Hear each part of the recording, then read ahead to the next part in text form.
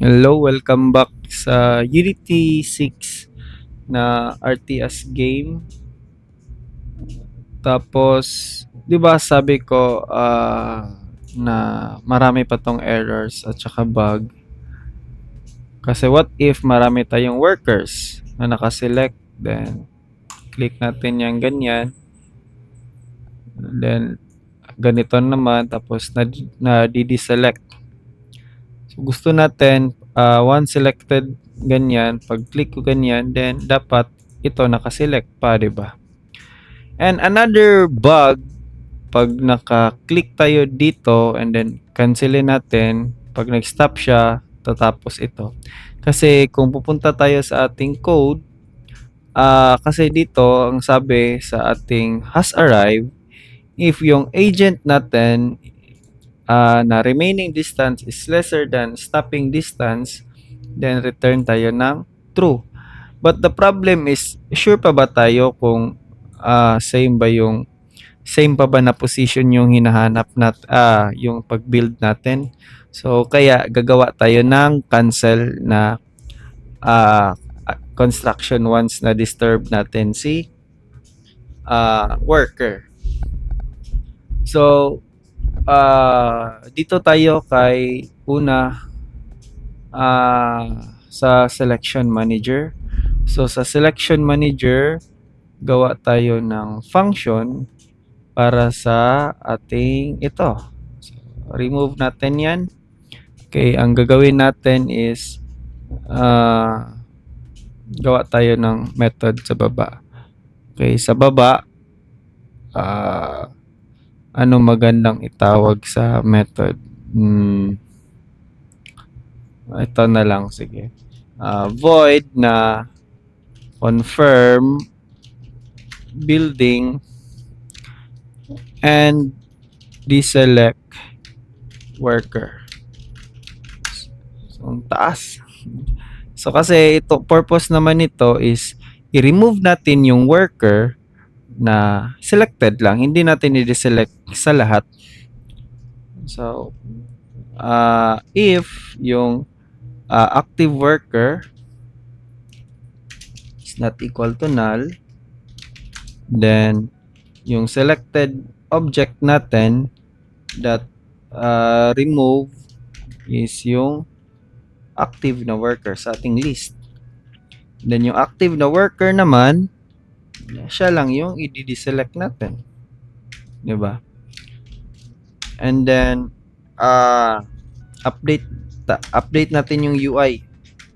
So, bakit kailangan natin i-update? Para mag-refresh ito yung show building UI. And then wag kalimutan ito, call natin ito, babalik dito. Yeah, and then instead na wait, nasan yung finish selection natin? So redundant ito, so remove natin yan. So ganyan yung mangyayari. Then check natin, save, balik kay Unity.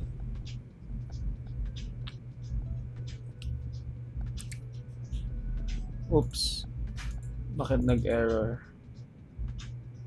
Once builder, ano yun? Ano error nito? Sa Ocean Crest? Okay, hindi siguro na-render ng na mali siguro ng pag sa awake. So select all, dapat nagdo-double click ata. Okay, balik tayo. So nagdo-double click once nag-build tayo, then nag-click din siya ng need natin mag-return dito. Okay. Kaya parang nagdo-double click siya kasi nag-confirm tayo. Then after natin nag-confirm, nag-call tayo ng finish selection. After finish selection, nasa na ba? After finish selection, then nag-call tayo ng select under cursor. So kaya ganyan yung output. Okay. Then save. Start. Try na naman natin. So, debugging. Ayan, 'di ba? Okay na siya. Then, ganyan, ganyan. Oo. But another problem is once na nag-stop tayo, then build siya ganyan. So, bago natin gawin yan na bug, i-fix na bug, add tayo ng cancel button. Nasaan na ba yung UI canvas natin? Ayan, panel, worker, ito, worker panel. Then, gawa tayo ng UI na button. Then, call natin ito as cancel button. Then, punta tayo kay managers. Open natin ito. Okay. Gawa tayo ng cancel button. So, serializable field na button. Tapos, cancel button. Okay. Sa cancel button, punta tayo sa awake. Kasi, lagay tayo ng on-click listener niya. So, una is disable natin si cancel button. Set active to false. And then, gawa tayo ng on cancel na listener. Okay. Tapos, sa baba. Okay, void on cancel button click. And then, selected worker dot call natin yung cancel na construction. So, wala pa tayong method niyan. So, gawa natin. And then, yung show building UI para mag refresh. Okay. Punta tayo kay worker. Gawa tayo ng public na void na cancel construction. Okay. Sa cancel construction, check bago tayo mag-delete. So, check muna natin if may laman ba yung building, 'di ba? So, if yung building under construction is not equal to null, may laman siya, then destroy. Tapos, yung current building data is equals to null, build timer is 0, then is placing must be false, then yung current state dapat naka-idle na, diba? Okay, save. Tapos, punta tayo sa okay na ba? Wala na bang error dito? Ayan, cancel na natin siya. So, siguro mas maganda maggawa, wag na. Diretso na lang natin cancel yung ganyan. And then, balik tayo dito kasi sa ating awake, nasa na ba yun si worker? Di, place manager pala. So, on-click listener. So, save natin. Tapos, sa hide all, dito tayo kay selection manager. So, selection manager, need natin dapat once na nag-move tayo sa kanya, then cancel din natin yung building, di ba? Yung under construction. So, dito, sa if worker is equals to idle, gawa din tayo ng else if worker that current state is equal to worker that ano ba, malaki na W pala, worker that worker state that building and or uh, worker dot current state is equal to moving to build. Okay. Then, pwede natin i-cancel yung UI.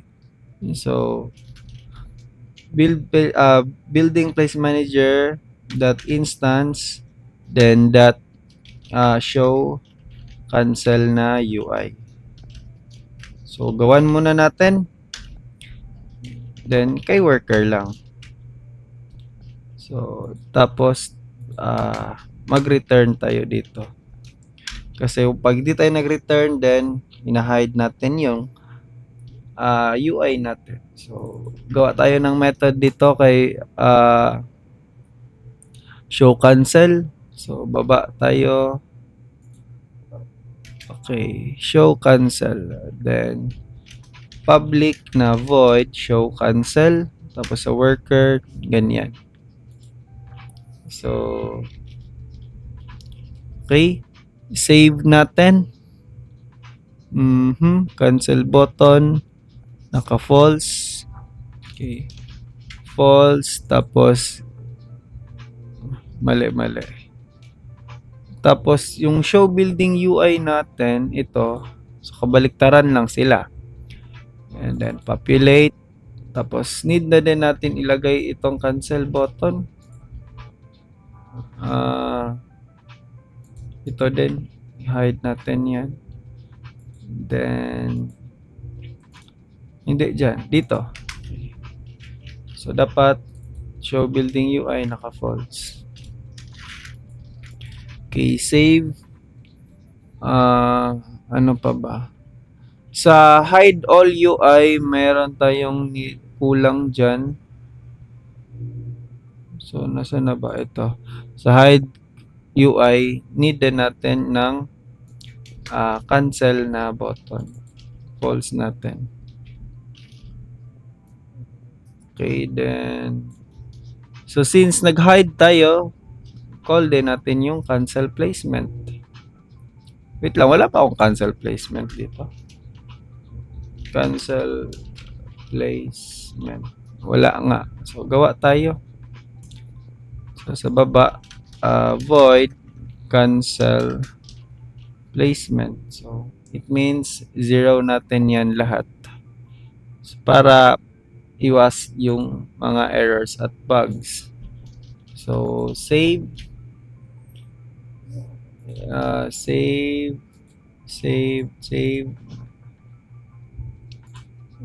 Then, balik kay Unity.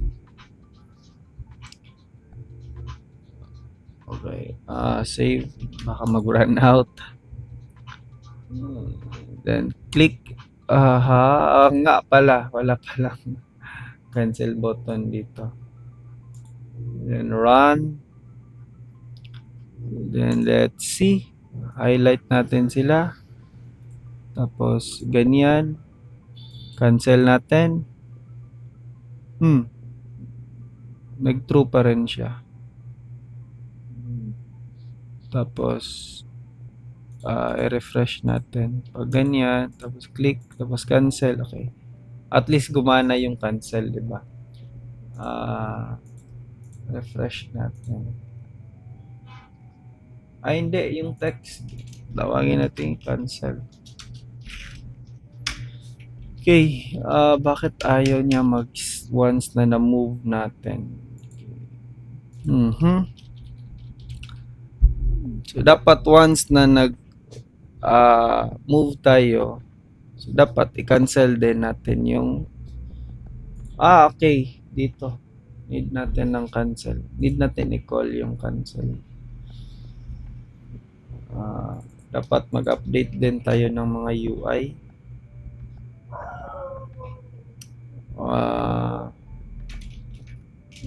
Update tayo ng UI. Okay, sa handle na right mouse button. Right mouse button. Wala dyan. Okay, handle mouse. Hindi ko makita.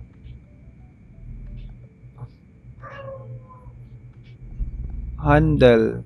Ito is ayan. Handle right mouse button. Nandito. So, update natin ang UI niyan. Tapos, sa cancel naman, okay. Gawa tayo. Dito natin nilagay. So, if building na placement manager dot instance that is placing, then cancel natin yung placement. So, building na placement manager, ayan, cancel. Tapos, return natin. Okay, save. Then, run.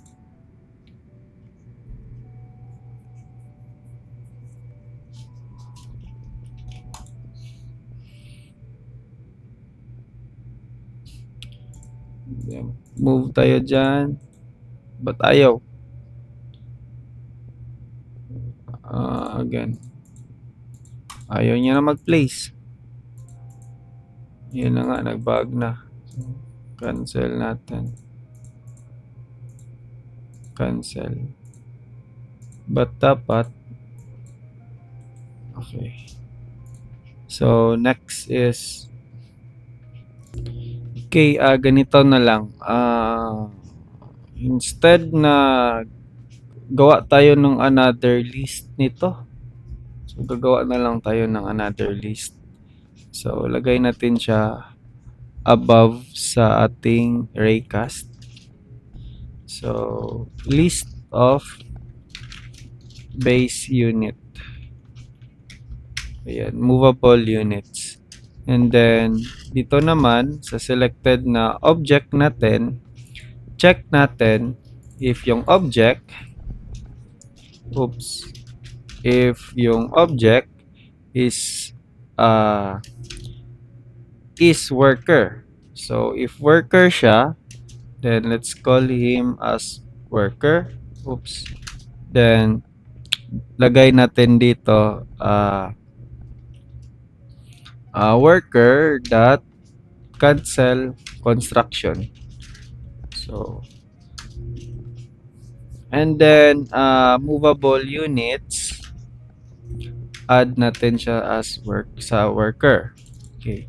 Then, dito naman, gawa tayo ng else. Sa else is, else if pala. Else if, si object is, obj is base unit. Okay. Then, add natin siya sa movable. Bakit nag-error? Kaya pala. Tapos, call natin ito. Then, add, yan. So, yan mangyayari niya.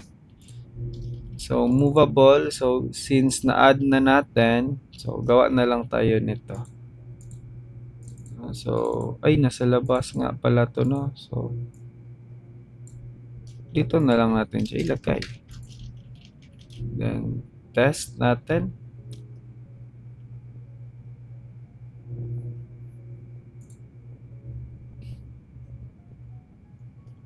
So, ganyan.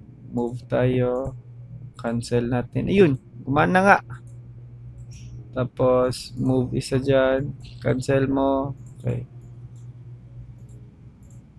Then, but the problem, for example, yung ating scriptable object is naka 10 seconds or 5 seconds. Okay. Tapos, nag-build ka.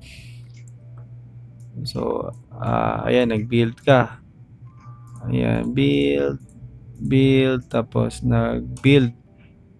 Tapos, yung problema, nag-move ka ganyan, so naka-cancel siya. So, lagyan natin ng can be moved si worker para pag nasa location na siya, then dapat wag na natin ika-cancel kasi sayang yung oras.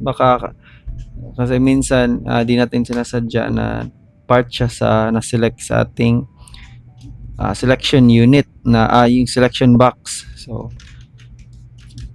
public na boolean tapos can be moved.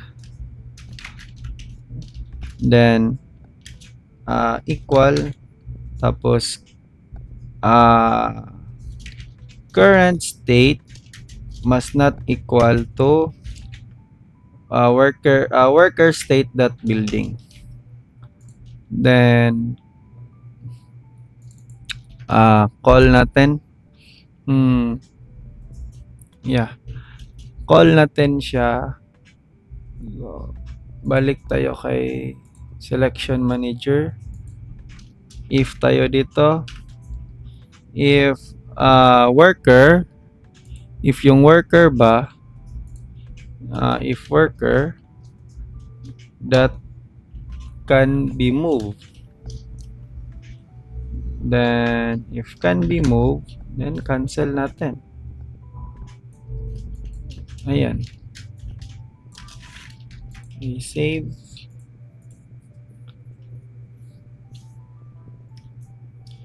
Para kahit na nagbi-build na siya, for example, nagbi-build siya ng ganyan, pwede pa natin i-cancel as long as hindi pa siya umabot doon. But once na umabot na siya, tapos try natin siya mag-move, hindi natin siya pwedeng dapat i-move. So, ayan. So, yan yung gusto ko na behavior. So, ubusin natin sila lahat na mag-build. And then, as you can see,